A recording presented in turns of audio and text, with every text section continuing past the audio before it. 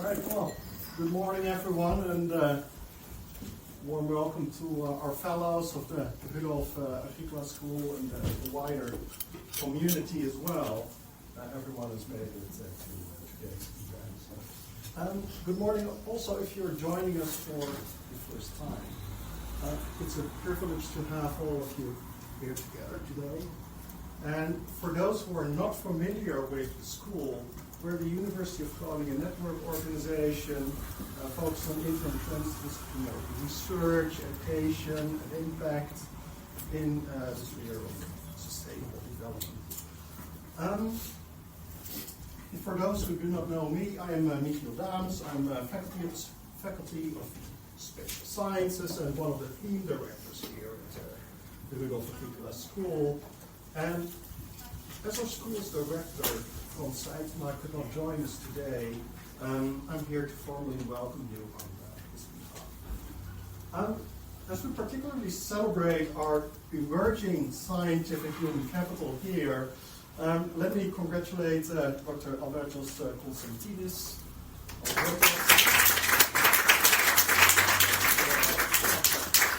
Wonderful. On this big achievement yesterday, Albertos obtained his PhD degree for a subject that will make him much better equipped than me to address and welcome our most welcome guest of today, which we will do in a moment. The person who crucially enabled this event and invited us here is Professor Dimitris Ballas.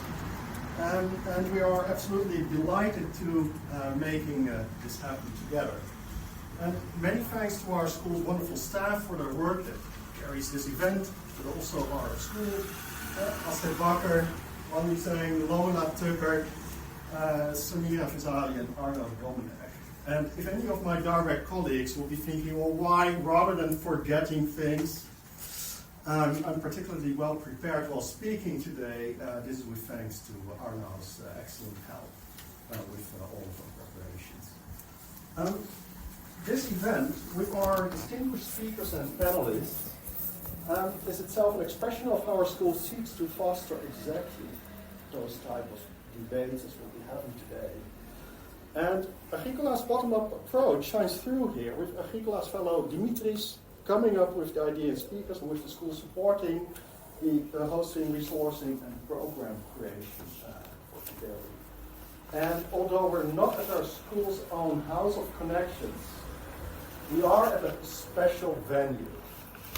We're currently in het Oude Raadhuis, a building from 1443. So talking about long term, and things to sustain. And this property around 1775 temporarily served as the city hall while the new building at the Grote Markt was being built. This morning's event does not begin from a blank page, however, and in fact it closes a cycle of reflection that our community has deliberately set in motion. The 2025 symposium last October, where we gathered to interrogate the role and relevance of university in the 21st century. That day, of which you can see some pictures on the slides, Elke van der Meinsbrugge reminded us that most of the structures we as academics navigate are at root ideas that we have collectively agreed upon, and that we are equally capable of reimagining. We left with new connections, renewed purpose, and a collective commitment to turn wishful thinking into wishful doing. Today, we sharpen that conversation even further, and very seriously so. Professor Guy Standing's new work asks us to take account of what is lost when the educational commons are displaced, and what it would mean, both institutionally and for wider society, to reclaim them. Flanking him as speakers or panelists are some of the most rigorous thinkers on inequality, political philosophy, economic geography, and regional labor markets. And let me end by saying that what we will be discussing today is a question our school's namesake, Rudolf Agricola, would have recognized immediately. Rudolf Agricola was a humanist philosopher born just north of here, in Buffalo, and during the 15th century, he dedicated his life to the proposition that learning is not instrumental but foundational to the proposition that, well, to civilization. We also recognize this in Professor Standing's book. Rudolf Agricola believed that the purpose of the university was to cultivate exactly those capacities. He gathered, collaborated, and exchanged with scholars from different disciplines around in what they called the Oude Raadhuis circle, to push the boundaries of knowledge and place learning at the very foundation of civilized life. Our school strives to be a continuation of that circle, and we're all part of that today. Thank you to all our speakers, panelists, and audience for your generosity. And once again, special thanks to you, Dimitris. The floor is yours.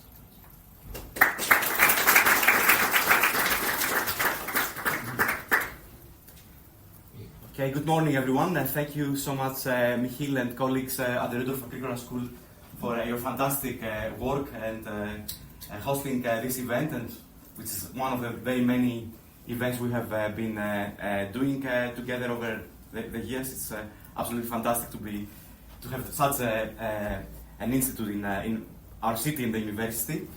I am, Michiel introduced me, I would like to say a few words. I joined this university in 2017, September 2017, and I became a full professor in economic geography. Before that, I worked at the University of the Aegean in Greece across 6 Greek islands. I was based on Lesbos, and before that I spent quite a lot of time in England. But I would like to try and say a few personal words and narrative in relation to my trajectory. As you can tell from my name and my accent, I'm originally from Greece.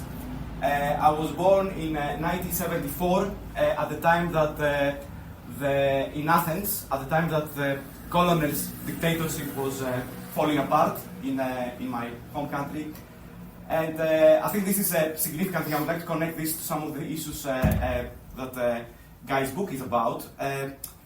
The Greece, it's a relatively young nation in Europe. It's based on, it's a result of the European Enlightenment and the Greek Enlightenment. It's based on the Greek War of Independence was a war against tyranny. And it wasn't not so much national, it was also a revolution against for democracy, human rights, freedom, and education. And it is, as it is the case with the European Enlightenment, it is inspired by ancient Greece, which is also mentioned a lot in the book by Guy. And education there is seen as learning, truth-seeking, social ethics, civic virtue, and this is at the heart of universities in Greece as well. I'm very proud to be educated in Greece, school, and my first degree in Thessaloniki in Greece in economics. At the time that I did economics, at the time that it would be, when you say I'm an economist, it would mean that you are also a philosopher. You've done both sides of the political spectrum, Marxist economics and neoclassical economics, pretty much everything. This has been changing in Greece. It's still resisting a bit, but it's changing a lot. It's becoming, economics is becoming quite different than what it used to be. And Greek universities are, I think, have been, and I think still are to a great extent, they stick to the spirit that Guy is saying, although there is also a movement there to the wrong direction. And this event is really coming at a really timely, it's a very timely event here in the Netherlands. Our universities have been under political attack over the past 2 years. I was really shocked to see that the austerity measures that are introduced here are similar to what happened in Greece during the times of austerity, but in Greece there was a financial reason here. I feel, my opinion is it's a political attack against universities. We're seen as the elite or something. You know, it is an attack, a political attack. So I think this event comes at a great time. And in Greece, again, a bit of context, I mentioned the dictatorships. In 1973, university students in Greece are seen as drivers for progressive change. Have been for some time, and again linking it to ancient times. And in 1973, at the time, towards the end of the dictatorship, students of the University of Athens, and I'm very happy that some of my colleagues from my department were in the European Regional Science Association Congress in Athens last August, which is a major conference we go to, and I had the opportunity to take them to the premises of the University of Athens, the engineering school. Students set up a radio station against the dictators. They played songs that were banned. They were asking people to rebel. It lasted for 3 days. People would go to the university, bring food, support the students, and then eventually the colonists sent the tanks in. They killed people. They smashed the gate of the university and the engineering school. You can, if you ever go to Athens, please take the opportunity to go there. There's a monument there. And this is the main motto of this revolution is against the dictators was ψωμί, παιδεία, ελευθερία, bread, education, freedom. So this is bread represents economic survival, food security, basic income, many things that Guy standing. I met Guy in the most inspiring conference I've ever been in my career in Geneva in 2002. Basic income European network, now it's Earth network. So it's economic security, bread, education, accessible high quality schooling and development of critical thinking. That was what the students were fighting for and still at the heart of what we do, and freedom. So mi παιδεία ελευθερία. And that's very, very relevant still across the globe, and I'm sad to say it's relevant here in the Netherlands, so I didn't expect that, but I think we need to be vigilant and fight back. And I would like to bring that experience, and one of the great things here in this city is we're trying to be diverse, have different perspectives. The audience here are very diverse in all senses. Also in relation to that, very, very briefly, I would like to say when I was a high school student, towards the end of my high school, I was the conservative government in Greece, when they were just elected, they reintroduced uniforms in school. So the socialists that came in in the 1981, they banned, they discarded uniforms and conformism. The conservatives want to bring back uniforms amongst many other things. So I and fellow students, I was 15, 16 years old, I occupied my school. We told the teachers, you can't come in, we are rebelling against, we are not going to wear uniforms, we are not going to do. So we were doing what university education and education in general, it is learning, seeking the truth, but also in the Greek system, you are learning to challenge authority. You don't accept it, you at least I hope it's still going to be like that. And this is what we did. And then I remember Guy in his book, he refers to Pink Floyd, We Don't Need No Education. Eventually, I would be in Athens joining students. At some point, there were 100,000 from all over Greece, pupils, like high school students, joined by university students, by the whole Greek society. And the anthem of this revolution was We Don't Need No Education by Pink Floyd, which is what Guy also discusses in his book. And in Greek, and I will end with that, the word education, it is εκπαίδευση, but also morphosi. Morphosi, I think language is also about thinking. Morphosi in Greek means it's the origin of the word, it gets the word shape, morphi, metamorphosis, morphosi.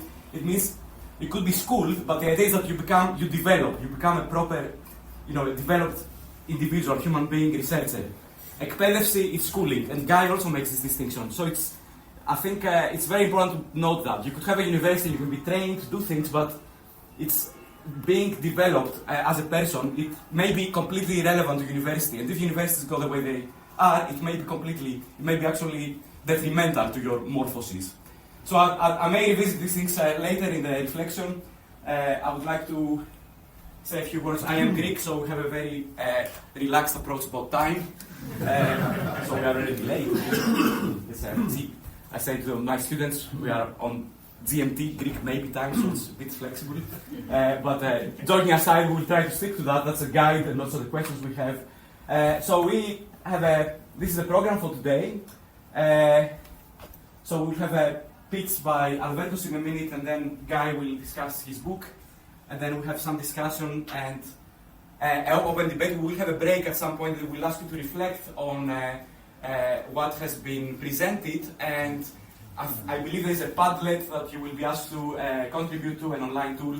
So you will be invited to maybe also share your thoughts if you want, and then you will be invited to talk to your neighbors about the issues raised, and hopefully there will be a discussion with our distinguished panelists, but also I hope with everyone in the end. And towards the end, we have lunch and This is in Greek, as you know, we use the word symposium. Symposium literally means drinking together. So the ancient Greeks would drink a glass of wine and talk about philosophy. I don't think there is wine, right? I don't know, but only, yeah, but it's the idea of, and also eating together is also, as you may know, comrade, is komida. The word for food is, it relates to being, in Greek, syntropos. We eat together with someone. That's the word comrade. So eating and drinking is also part of learning and being in a community. So that's lunch is a good way of ending the event and reflecting. I would like now to invite our young Dr. Alberto Constantinis. I'm very proud of his PhD decided yesterday. Many of the people who are here were in examiners and opponents, and also his co-promoters, Professor Paul Erhost from the Faculty of Economics and Business, and my colleague Dr. Richard Rings are here. So we are extremely proud of Alberto's, and his work is very much related to what is going to be discussed. And having guys standing and Danny Dorling and all the people here, it's an academic dream come true in many ways for myself, but also for Alberto's. So thank you so much for being here, and I should stop here, and Alberto's, the floor is yours. Thank you very much, Dimitris.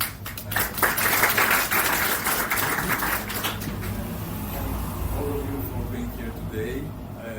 Thank you very much, guys, for attending my PhD and this wonderful event. Since ancient Greece was mentioned quite a lot, and also you write very often about ancient Greece, I'll just parenthetically mention that Socrates, in his trial, one of his arguments for being a teacher was that I teach my students fee-free. That was a major part of his argument, that I don't receive any compensation for teaching my students. This is just a parenthesis, and please don't tell our government, because we need to pay our bills somehow. So this book, it's a wonderfully written book. I really much enjoyed reading it. And Richard Dorling, a famous economist of the past, he had said once that the ignorance of history is no excuse. And this is what Guy does in his book. By taking as an example education, he tries to narrate a story as old as at least the industrial capitalism that we know. Starting from what was formerly commons, then later becomes enclosed, dispossess people from having access to it. It becomes privatized, it becomes commodified, and then at the end, at the very end, it becomes financialized. This started initially with what Karl Polanyi referred to as fictitious commodities, namely land, money, and labor. In 2008, we all participated in all these steps of the housing market, right? House in the past used to be almost, if not commons, it was accessible to everyone. At some point, it passed all those steps that all those fictitious commodities passed until it became financialized and became the bubble that we all happily experienced.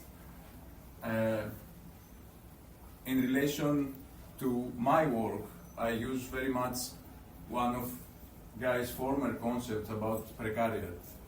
And I try to quantify using a survey who belongs to the category of precarious employment. And what we do is that we show in causal terms that even if we have two similar groups, one a migrant group and non-migrant group, first generation migrants, even if those groups were entirely identical to their characteristics, the migrant employees, they are still discriminated in a systemic, as we claim, way. There are many explanations why this happens, but I would like to refer to a point that Guy wrote in his book. It refers to the precariat, the education and the precariat. And he writes, the quasi-privatization of state school has led to more discriminatory wage policy, which has further weakened the position of those in the precariat. Not all teachers need to be paid the same salary. This has led to some dubious practices. For instance, in late 2024, it was revealed that the Harris Federation chain of academy schools England's second largest academy chain, had used a broker named Howard Education to recruit over 150 teachers from Jamaica. The chain brought them to London and paid them about £10,000 a year less than nationally required teachers, keeping them as unqualified for up to 4 years, when they should have been converted to qualified status within 1 year. And I think this shows a bit the relevance of our work that we wrote together with my supervisor, Dimitris, Paul, and Richard, and how this relates to the processes that Guy discusses in his book about education, and what, unfortunately, many of you and us experience day by day in our work. So thank you very much for writing this wonderful book.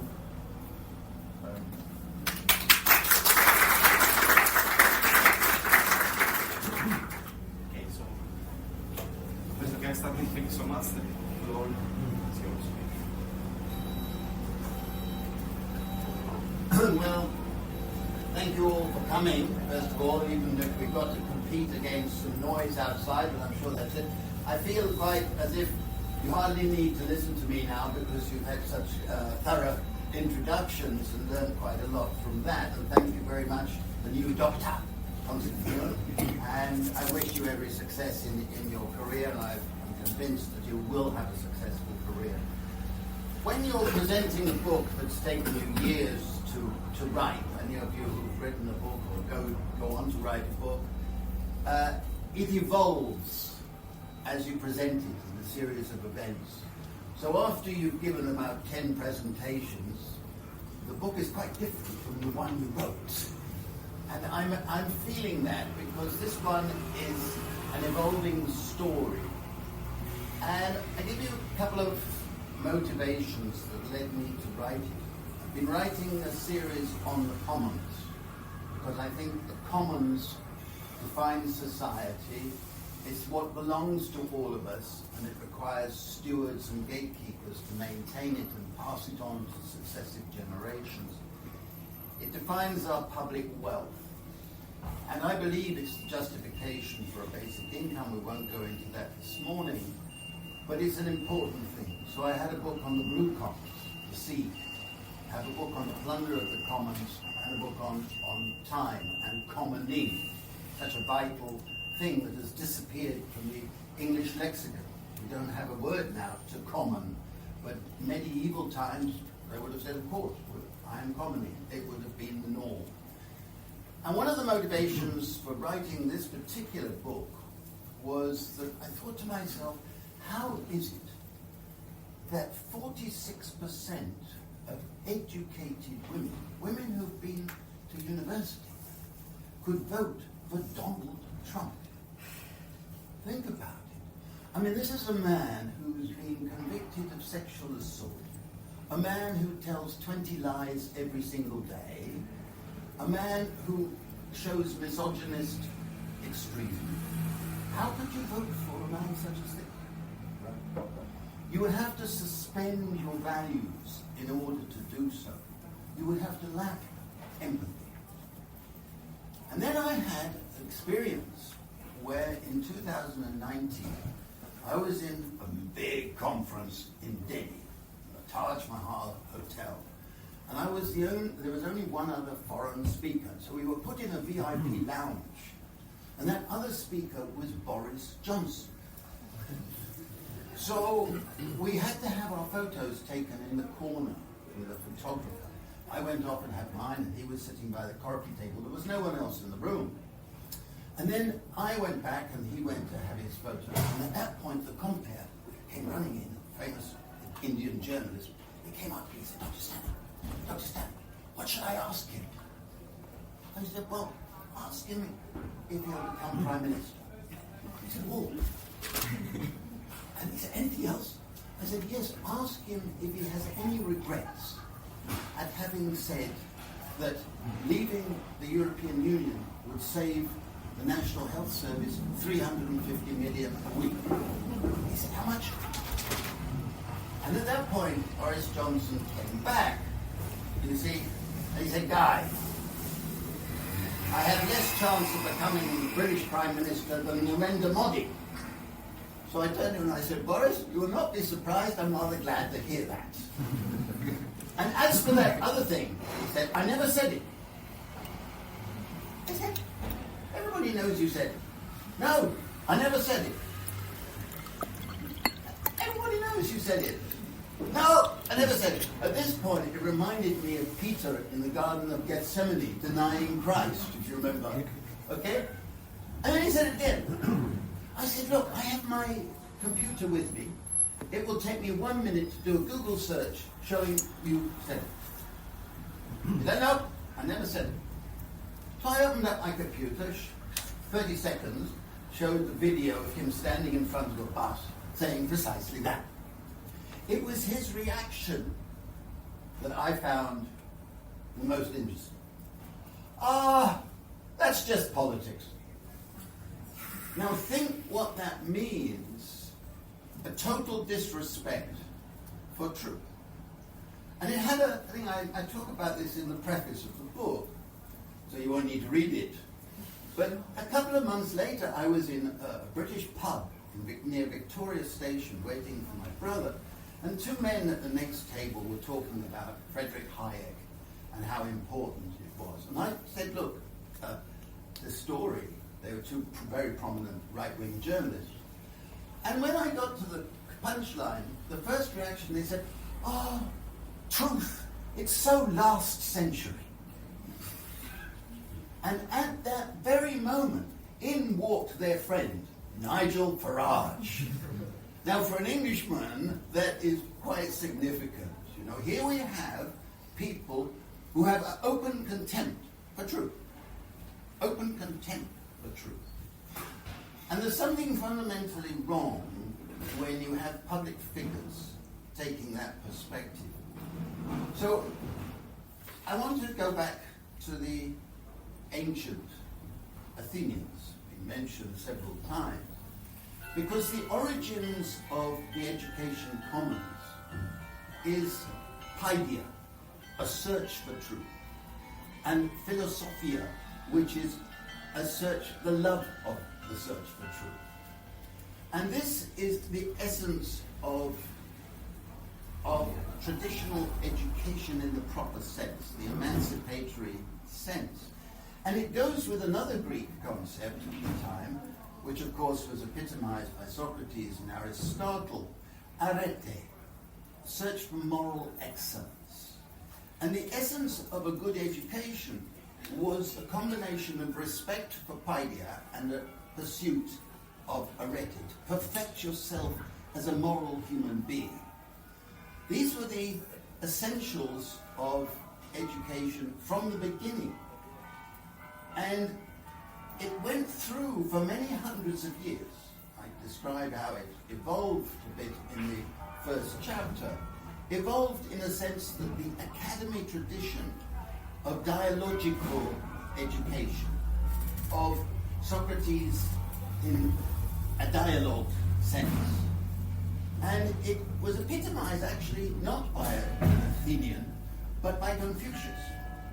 Confucius said, when a teacher meets his student, he meets his master. And this sense of dialogue and a sense of pursuit of a debate and the academy tradition was something that was nurtured through those early academies, through early public education. And it was strengthened by commitment to a lovely Greek word, isagoria. Isagoria means the equal freedom to speak and the equal freedom to be heard and the equal freedom to think. All of those principles were part of it. And a lovely concept, which I think has been lost in many respects, was parrhesia. And parrhesia meant the freedom to speak truth to power. The freedom in your mind to speak truthfully. And many people, of course, throughout history have paid a heavy price for being moral in that respect. So I think today we should have a prize for anti-Parkinson's. And I nominate for this prize, the first prize, Sir Keir Starmer and Mark Rutte, because both of them have lost the ability to speak truth to power. Mark Rutte, as you probably all know, calls Donald Trump daddy. Daddy. I mean, come on, you see? And Keir Starmer daren't say anything. I like and respect Donald Trump, even though we know what the character he is. So we have a situation where there's been a loss of respect for the values that the Greeks epitomize. And we must remember that Plato was skeptical about democracy because he was skeptical about a society having limited inequality, which he regarded as essential to having real democracy, and widespread proper education. Those were his reasons for being skeptical about democracy. And of course today we have extreme inequalities, and what I regard in my book and my theme is a loss of real education. And the first chapter is called The Horror, drawing on Joseph Conrad's famous book, The Heart of Darkness. I hope you all read it, I'm sure most of you have. And the horror is that you can pick out a few indicators of the state of global education today. First of all, the cost of raising a child in most countries has gone astronomical. It's a big explanation of why the fertility rate has dropped to well below reproduction rate. Okay? We have a sort of schoolification, an intensification of school. Schooling starts much younger than it used to. It goes on much longer than it used to. And in between, school days are much longer. It's extraordinary. The number of days that children spend in school. And one of the consequences is there's been a huge shrinkage of play. In most societies, the number of hours that children have just to play with their peers. Now you need that unstructured time to develop your sociability, your ethics, your empathy. So if you crowd out play, and I quote the headmaster of the biggest school built in Britain, it cost 46 million, secondary school, huge school, fancy stuff. The headmaster was asked, why have you no playground in this big school? He said, our children don't need to play. That's for them outside. We want efficiency and we want them to pass all the exams. For me, I would say that disqualified him from being a credible headmaster of a secondary school. So we have this, and of course, alongside that, we have a new disease that's affecting most societies, it's one exception, which is examinitis. It's a pandemic. Examinitis. You start, in the United States, starts as early as age 4. They're starting to take tests. More exams, more tests. Secondary schools in the United States, on average, the teenagers spend 45 days out of 180 days of school year taking tests. And of course, before that you've got the preparation for tests. And then afterwards you've got the recovery from tests. So it's a sort of disease. And of course, for every pass, there's a failure. And more people come out of school, and I've got data in the book, hating learning. Because what they're subject to is a disciplinary approach. And the authoritarian tradition has overcome the Socratic condition. There's only one country that's bucked that trend, and that's Finland. Finland doesn't have any exams, except for a voluntary exam when you leave school. And yet, on many indexes, they have the highest educational attainment in the world. Think about that. So in other words, examinitis is not a requirement for learning, it's a requirement for getting credentials. And credentials is what the neoliberal schooling system, and you raise the difference between schooling and education, which I play on in the book. Schooling is like, in the English language, schooling has a double meaning. It means learning, but it also means taming a horse. And that's basically what many schooling traditions are about, taming the imagination. So we've got indicators of a collapse of the creative imagination among children and young adults today. Okay? And, of course, we have an incredible collapse. And for a man who writes books, this is a disaster. We have a collapse of deep reading. Deep reading. So I give some examples. In universities, many lecturers, if they're honest, we don't give any text longer than 10 pages because the attention will not be there, so we give 5 or 6 pages if we can. And a huge proportion of students say they never read a book unless they have to. Now think the consequences of that, and this lack of deep reading feeds into different personality traits. Reading helps you become a reflective person. Reading helps you with your development of empathy, your humanity. And therefore, if you have a shrinking of it, you pay consequences. Among the outcomes, and I gave a talk in Wales at a festival last week, and for some reason a huge number of teachers came to that talk, we have teacher burnout. Huge proportion of teachers collapse, become suicidal, or drop out, burn out. And this is much more where you have a permanent shortage of teachers in most countries.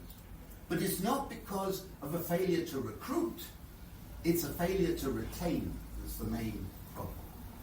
Teachers are falling out. And then we have a new horror, which I call the AI paradox. The idea of artificial intelligence as sold to us by Silicon Valley, and I've been asked to give a talk in Singularity University in Mountain View, is that as artificial intelligence rises, it will equal human intelligence. But I think there's growing evidence to say the paradox is this: as artificial intelligence increases, human intelligence is going down. And it's partly to do with the idea of cognitive surrender, a failing to want to go deep into things.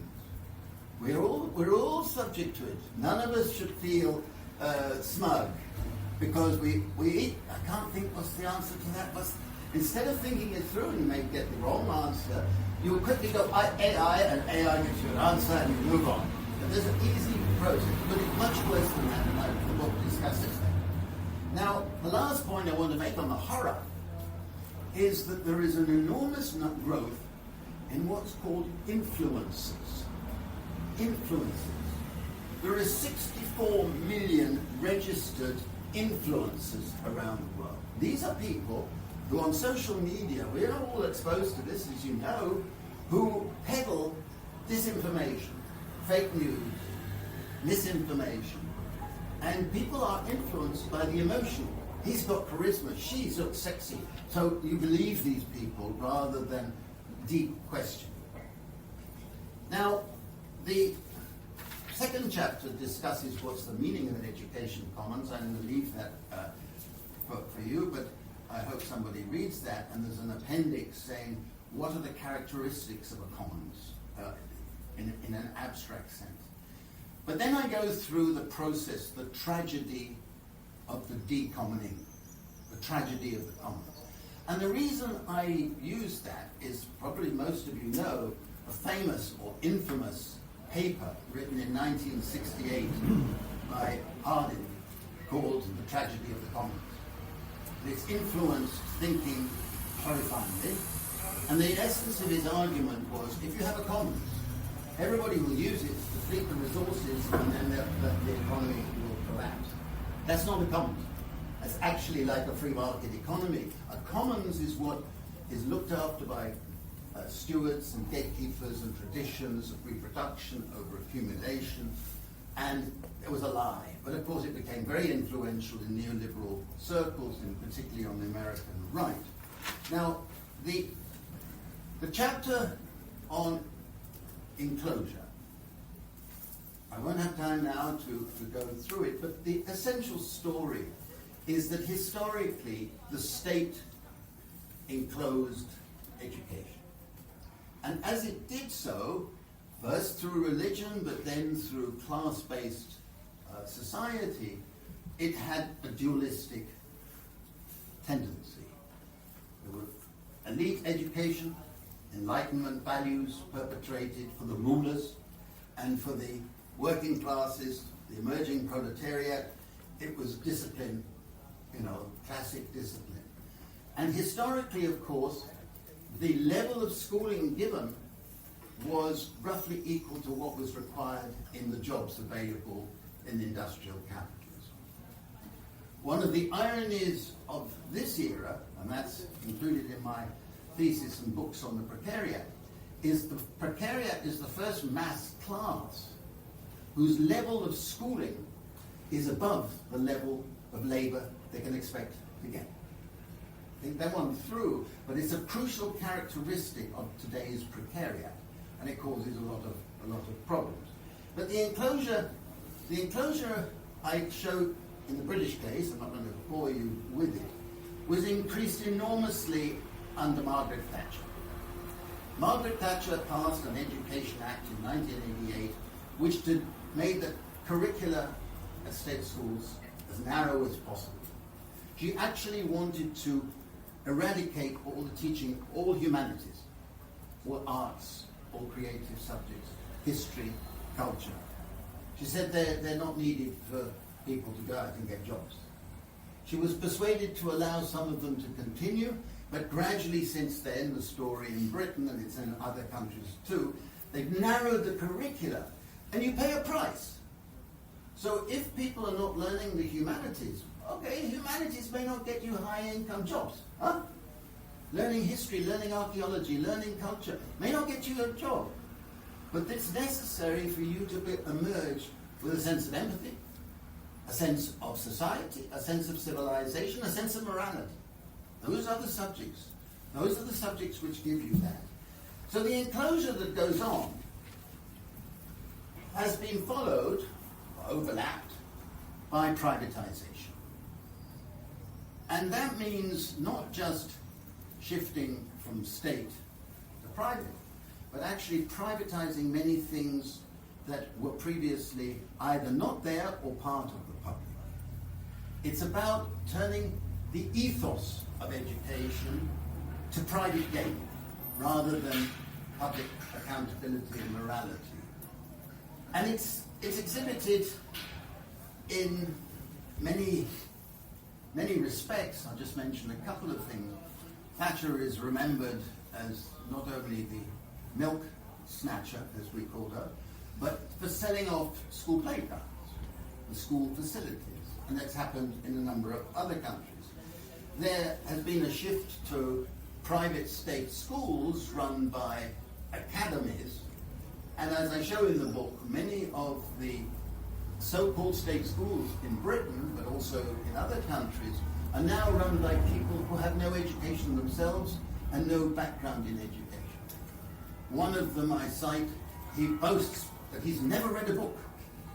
Well, if you've never read a book, that's your problem. But if you're running a school chain with 60,000 school pupils, I think it makes a difference, right? It reflects, and he proudly boasts about it.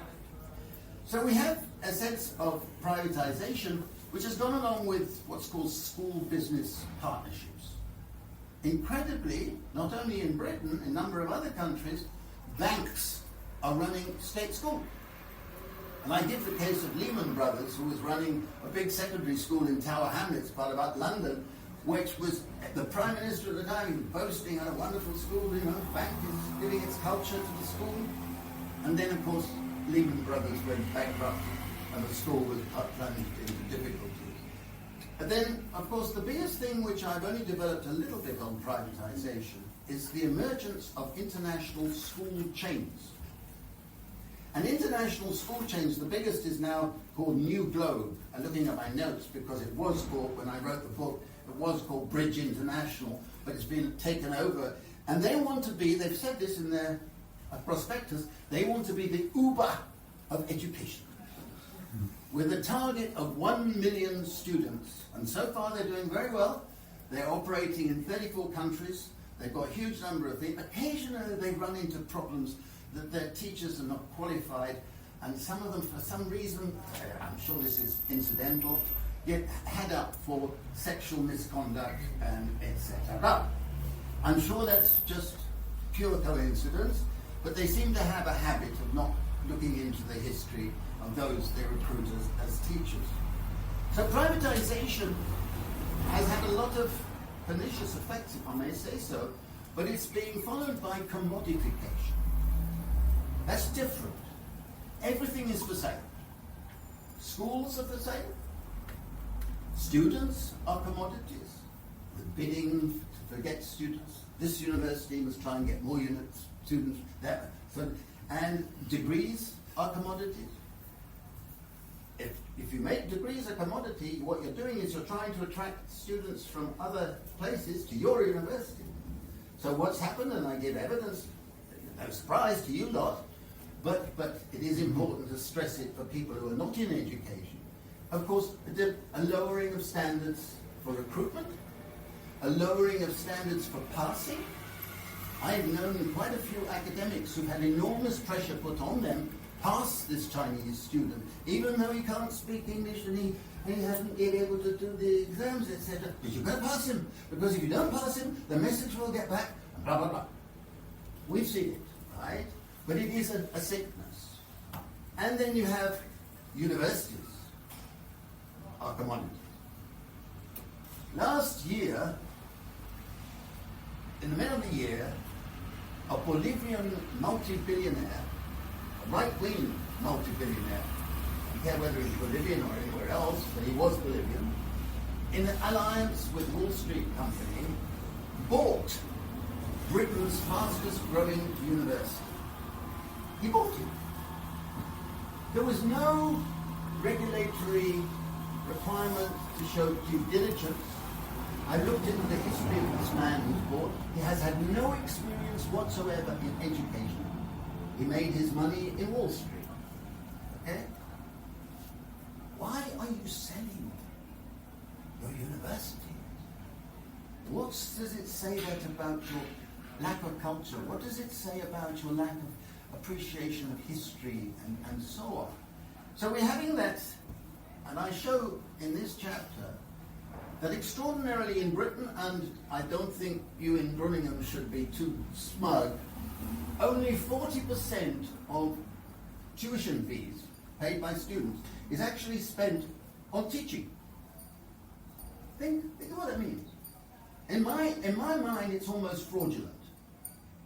If I'm a student and I'm paying tuition fees, and most of the money is being spent on other things, and it turns out that most of it is being spent on what I call in the book, others have called it that too, I'm sure, fighting competition. You know, we build up our administrative structures, we build up our marketing department, we build up our recruitment agencies in various parts of the world in order to bring in more revenue, more students. Well, you're losing any sense of idea, any sense of identity in your doing that. And then you've got a new phenomenon. It was actually one of the motivations of the book, because I was invited to Lillehammer to give a keynote to the International Association of Lifelong Learners. We have a new thing called lifelong learning. We can never get enough learning. So we're having a culture of a treadmill. You're constantly having to take more courses. And more courses. And there are experts, and I quote them, they say everybody should spend 15% of their time every year, at least 15%, doing courses. It's one of the reasons why a dualism between leisure and work is so stupid. So people are having to spend more and more. Most of those courses are never evaluated. continuous professional development courses. Fancy title for going on bonding retreats. And there's a new phenomenon amongst this. There are some others that are even more funny, if you like. They now have courses and even an academy in the United States for the teaching of adulting. Teaching you how to be an adult. How we survived 2.5 millennia without such courses, I don't know. But now they are teaching adulting.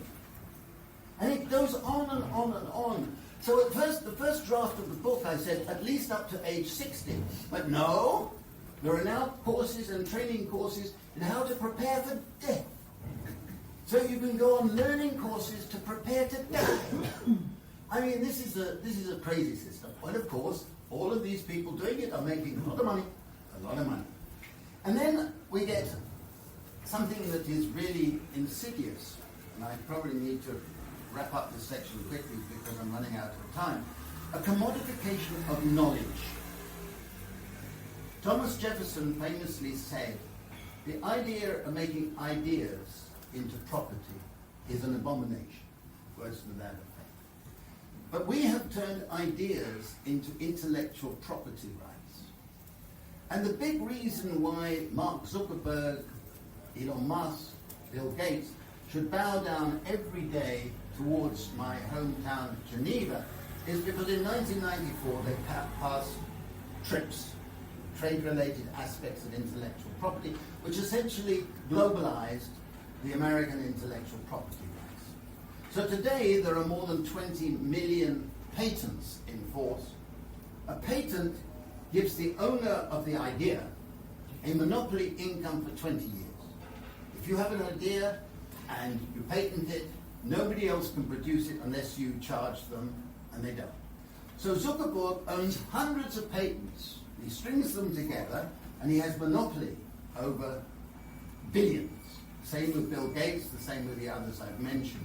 Of course, they wouldn't have got that had they not got this intellectual property rights system. Now, I'm going to skip the bit on commodification of research in think tanks. You know about think tanks. There are thousands of think tanks. They're ideological fronts with the rest. Because I want to focus, just in my last few remarks, what I call the chapter on, which to me is the central chapter of the analysis, which I call the smirk of finance. Because what has happened as privatization, commodification, gradually it's created a feeding ground for private equity finance, mainly from the United States. And private equity has been buying up all levels of schooling, from preschool, primary school, schools for disabilities, secondary schools, universities, lifelong learning, MOOCs. All levels have been bought up by private equity. And what private equity does, it has a business model with two principles. The first principle is called roll-up. The roll-up principle is you buy as many local suppliers of that type of education, put them together, and you become a monopoly.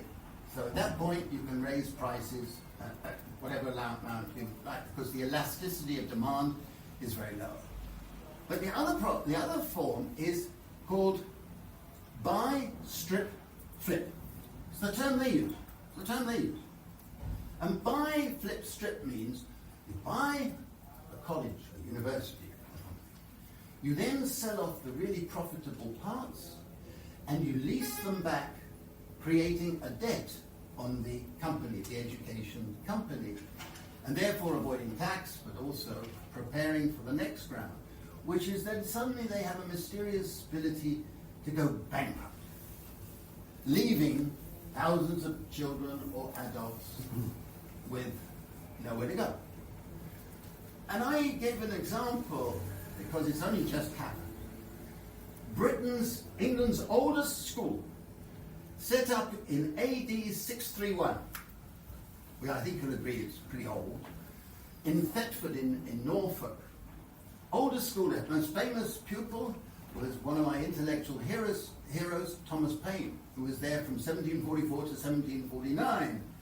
Anyhow, it was bought by Chinese financial capital, a private equity company. Okay? They bought it up, and a few months later, having sold off a few things, it went bankrupt. So there was a school that had survived 1,400 years, and it took them a few months to go to zero and be bankrupt. Well, now it turns out that over 30 schools in Britain are owned by Chinese financial capital, okay? Including the most prestigious girls' school, Rodin, which the pupils now rename Beijing High. Because there's so many Chinese and so many Chinese influence. I'm not really against the Chinese, but why would you want to sell off your schools to foreign capital? Why do you do this? This is sort of denigrating your own culture, your own history, and so on. So, private equity in the United States has been used by Trump and by his people as a way of converting public universities into zones of far-right ideology. And after the book was finished, I couldn't really believe this to start with, but it's true. The biggest university in the United States, University of Texas, 71,000 students, banned the teaching of Plato to their undergraduate philosophy students. Think about it. This is because, do you know why? He dealt with gender issues. With gender issues. And many, many courses have been abandoned because they are woke. This attack on education, J.D. Vance says we must have a war on university. That's the exact term he's used. And we have a situation, I believe, where private equity, which is now dominant in the American education system, and intellectual property rights has steered them to becoming part of the extension of the capitalist model in what I call neo-mercantilism. But what is happening to ordinary people like you and me is we're not learning about empathy. We're not learning about the values of social solidarity. And more people are coming out of the schooling system being narcissistic, having the neoliberal persona, and wanting only to increase their personal income, status, influence, and position. And we're having a loss of education. And this is a crisis of enormous proportions, because if we don't stand up and do something about it, we are going to see this shift to the far right extended through the so-called education system, not despite the education system. And it's the same with our loss of respect for nature. An educated person has a sense of humility and a connection with nature. It's another phenomenon that goes way back to the beginning of academies and universities. At the University of Bologna, these principles were embedded in the system. So the respect for nature means that you want to slow down. You want to focus on your society rather than GDP growth. It is affecting our loss of ecological respect. So for me, it's a major crisis, and it's something that I hope my book arrests that drift, because we need to do something about it. Thank you very much for listening.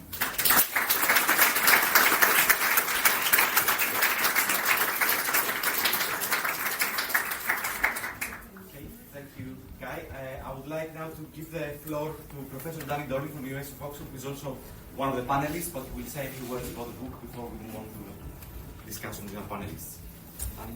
Thank you. I think Guy's got us back exactly on time, so I'll try not to take us off time, but just be very, very quick. It's a wonderful book. I was asked to do a blurb for it, and so inside you can see me saying how wonderful I think it is.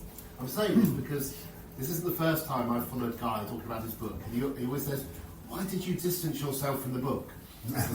Because it's much more interesting to talk about other things as well.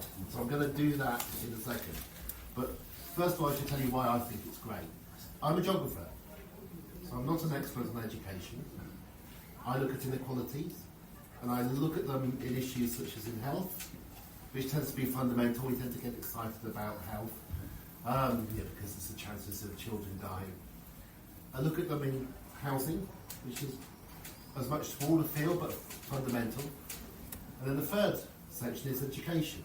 And this will annoy some of the education folk in the room, but I tended to find reading about educational research a bit boring, because I think in the UK this is the largest social science, more people working in education than anything else. And they're kind of fallen into a way of writing where you build on other research. It's kind of quite careful. Guy's book is not careful. Guy's book lists these terrible, terrible scandals that are happening, which are often excluded from most educational, certainly quantitative work, which in the case of the UK takes data on all our state schools, missing out the children from Rodine and all the other private schools. These scandals are at the extreme, but they are growing. Now, to distance myself slightly, the Commons, although you did say, Guy, that the Commons are never free, they have stewards and gatekeepers. How do they manage to get away, particularly with universities, over what they're doing? And the reason is they say we're elitist. And they've partly got a point. And we are partly blind to this. We're blind because we have rose-tinted glasses. You're in this room because you generally had a pretty good experience at school. You might not have enjoyed it completely. You might not have had the fun of occupying your school like Demetrius had for months, but his memories are happy. And you probably had on average a better experience of university than most people did at university. Otherwise, why the hell are you still involved if you're here? Good ideas can disappear. We tend to think about our past as good because we remember the great theories that people had. We forget the massive dross that was produced by the majority of academics in the 1940s, 50s, 60s and 70s and 80s. We just remember the few people who were good. We also forget things which were good. So I wanted to tell you one thing I thought was good. If anybody's got a phone, they can look it up on Google and tell me that my Google is biased. But this has disappeared from a Google search. And it's called the tadpole philosophy. Has anybody heard of this? Guy has. Okay. My source of it is somebody called Richard Tawney, who was a philosopher of inequality in the 1930s. And this relates to the book. The tadpole philosophy is I sit up here, I'm a big fat frog, you're all little tadpoles, right? Baby frogs, you haven't even got any arms or legs yet. You're swimming around in the water. And I tell you, if you just work hard, just try hard, you can get past the stewards and the custodians and you can come into my educational commons. You know, and it's fair enough. And you all sit there, or swim there as little tadpoles, and you believe me. But of course, most of you are going to die, because there's only so much room on the rock, and you're not going to make it. And that was our educational commons for a long time. The reason why universities were privatised in 2012 in the UK is that Peter Mandelson, if you know him and his friends, but mainly Peter Mandelson, argued that it was elitist to only allow so many people into universities. We had to charge fees, then we could allow more people in. So I don't think we should have rose-tinted glasses about the past. There were a couple of decades where we paid everybody's fees, but it was a very short amount of time. Like, the past wasn't always wonderful. Playing. My mother wrote one book in her life. Only one person in every 3,000 gets to write a book. My mother wrote one book called Rising 5 about playing, where the motto of the Preschool Playgroup Association was playing is learning for living in the 1970s. Play was a relatively new idea in the 1950s, 60s and 1970s. I have another quote in my head, which comes from earlier, but about childhood, which is childhood is a nightmare from which we're only just emerging, which is the history of what childhood used to be like.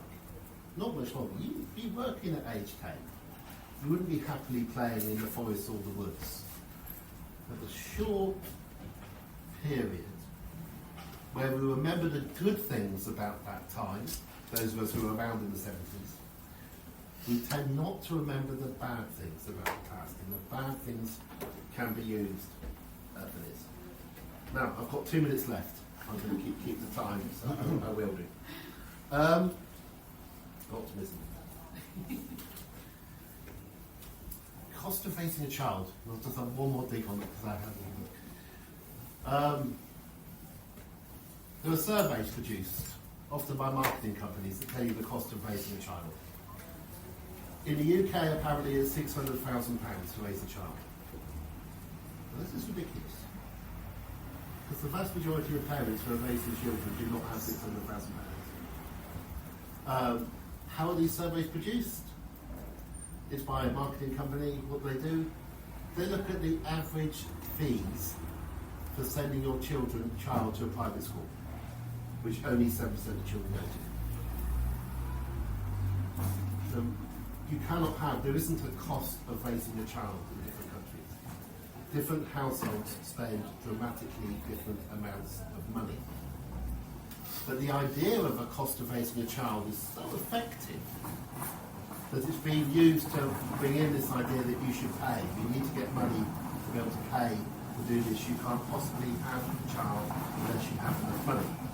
And our leading politicians, the Blair family are in your book.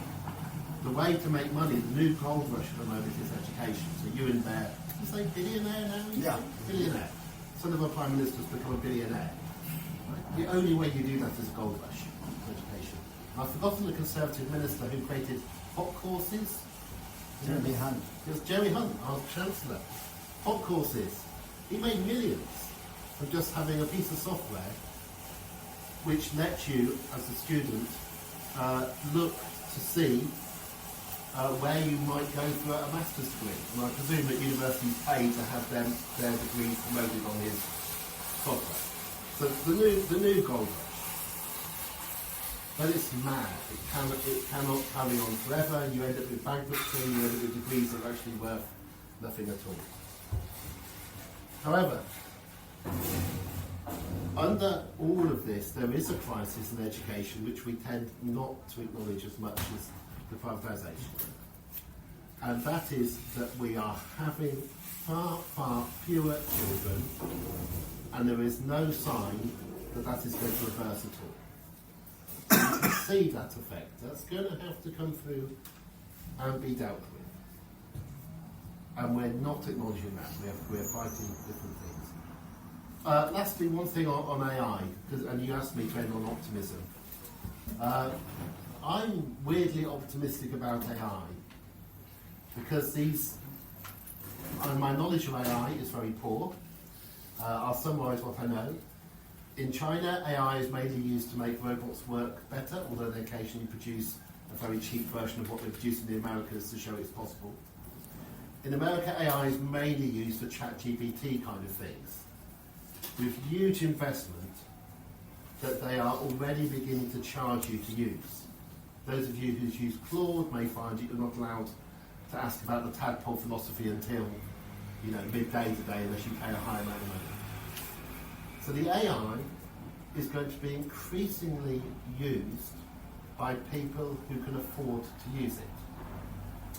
And I think it's going to infantilise the children of the rich and possibly bankrupt them. Because they're not going to learn anything as they go through their schooling using this software. Now it's possible that some of their parents or their schools may try to ban them from using it. But all the school has to do, the private school, is keep the parent happy, the customer. And the best way to do that is to get the child getting particular grades. And the best way to do that is to teach them how to get the grades on the day and make the child think that they are happy. We have a huge crisis of our universities, of education in general, but beware of saying that what we had in the past was wonderful.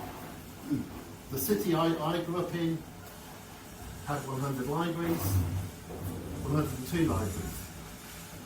100 of them, there was no access to local children. We had access to 2 libraries. It's still essentially the same today. But the wonderful difference is that there is nothing much in those libraries that people want to read anymore, because they have access through the internet to almost everything that they need. We have journal companies trying to create new barriers, creating a commons of access to the papers we write. But as we're increasingly only writing papers because we need them to get promotion, the fact that those papers are hidden behind a paywall, I don't think matters. There is a commons out there of pirated material, and it's so huge with more than you could ever read. What we're getting is people being credentialised, being sold degrees, being told that these are special because they've gone to particular schools. I didn't know about Rodin being sold to the Chinese. Rodin is the most prestigious private girls' school in the UK, other than Cheltenham Ladies College.